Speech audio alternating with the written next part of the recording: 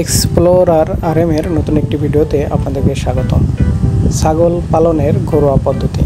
আপনারা যারা ছাগলের খামার করতে চাচ্ছেন তাদের জন্য এই ভিডিওটি অত্যন্ত গুরুত্বপূর্ণ।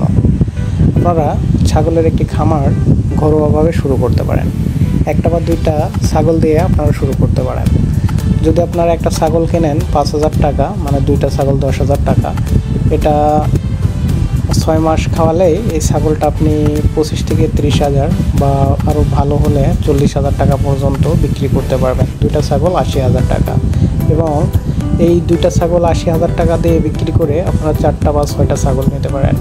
এভাবে আস্তে আস্তে আপনাদের ছাগলের খামারটাকে বড় করতে পারেন।